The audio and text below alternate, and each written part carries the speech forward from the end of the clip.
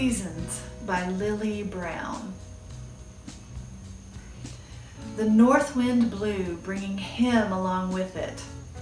Eyes the color of the summer sun she so longed for. Her heart melted along with the snow, revealing a blossom.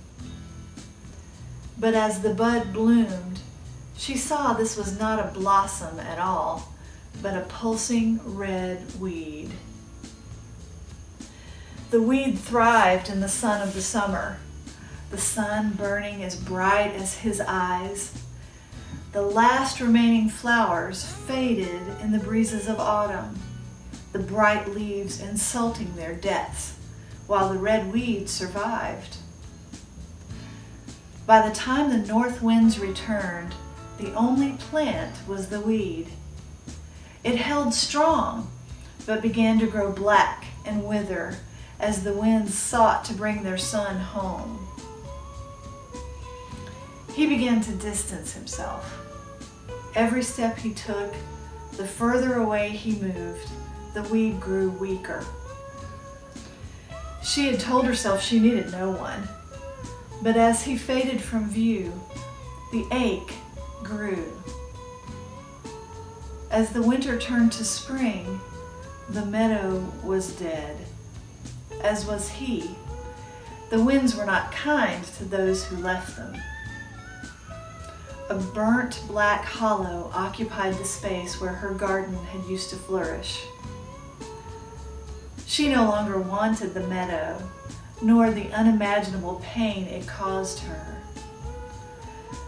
She regretted allowing him to touch the meadow at all. Many tried to revive the meadow, once so beautiful. She raged against them, her light fading with each failed attempt to save her. She decided she no longer had any use for the desolate meadow. She sliced it from her chest, setting it aflame with the last spark of her passion, passion that once could only be set by him. The meadow burnt with a light nearly as bright as the one in his eyes on that cold winter day.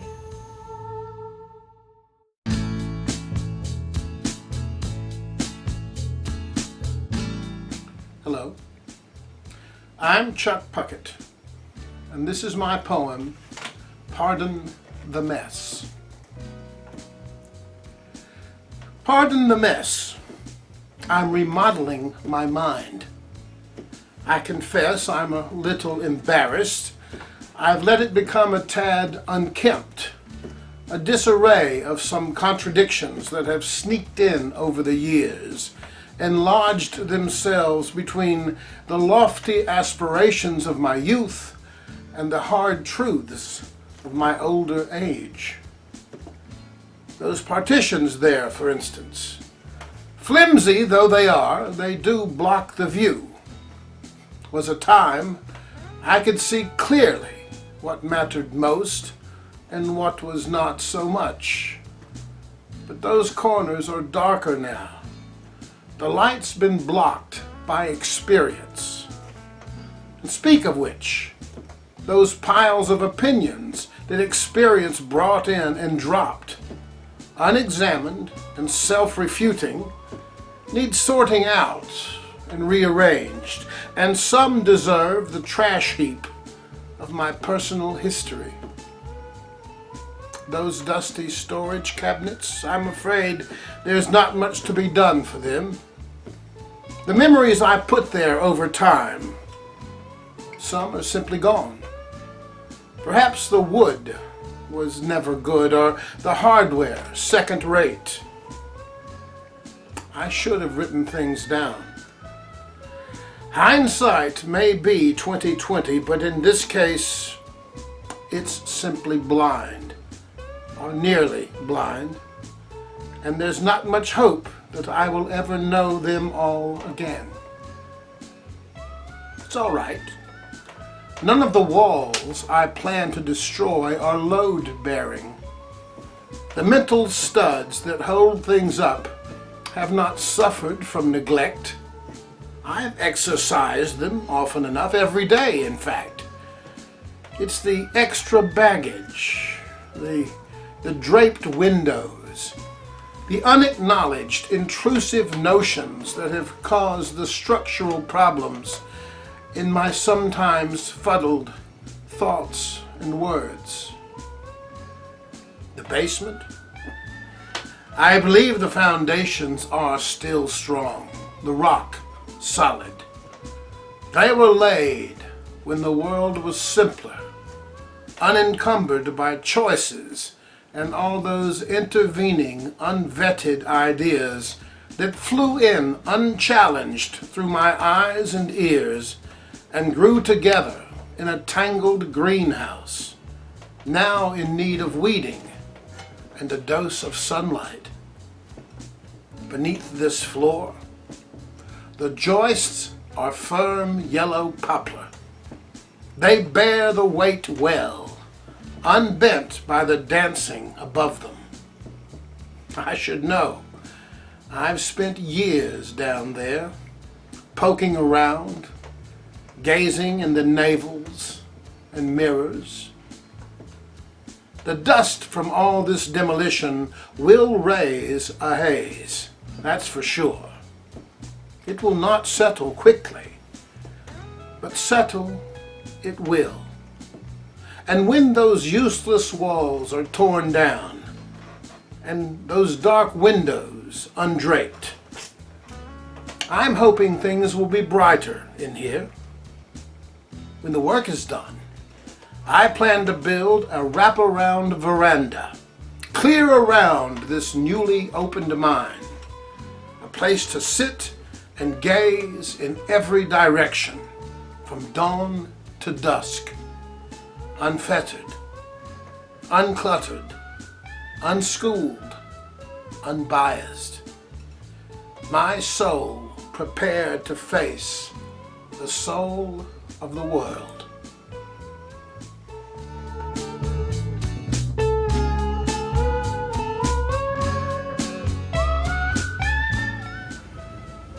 Commonplaces by Rudyard Kipling.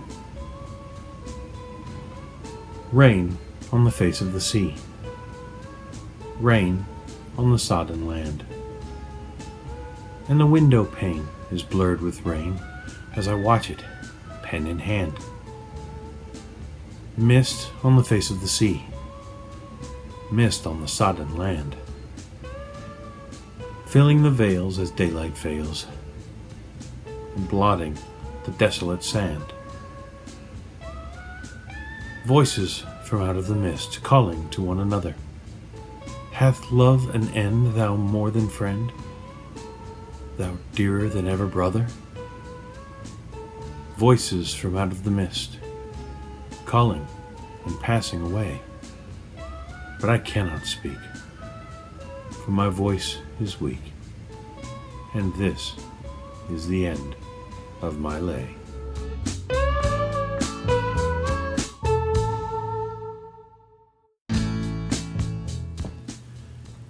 You Are Old, Father William, by Lewis Carroll. You are old, Father William, the young man said, and your hair has become very white, and yet you incessantly stand on your head. Do you think at your age it is right? In my youth, Father William replied to his son, I feared it might injure my brain, but now that I am perfectly sure I have none, why, I do it again and again. You are old, said the youth, as I mentioned before, and have grown uncommonly fat. Yet you turned a back somersault in at the door. Pray, what is the reason for that? In my youth, said the sage, as he shook his grey locks, I kept all my limbs very supple. By the use of this ointment, 1 shilling the box, allow me to sell you a couple. You are old, said the youth, and your jaws are too weak for anything tougher than suet. Yet you finished the goose with the bones and the beak. Pray, how did you manage to do it? In my youth, said the father, I took to the law and argued each case with my wife. and the muscular strength which it gave to my jaw has lasted the rest of my life. You are old, said the youth. One would hardly suppose that your eye was as steady as ever, yet you balanced an eel on the end of your nose. What made you so awfully clever? Ah! I have answered 3 questions, and that is enough, said his father. Don't give yourself airs. Do you think I can listen all day to such stuff? Be off, or I'll kick you downstairs.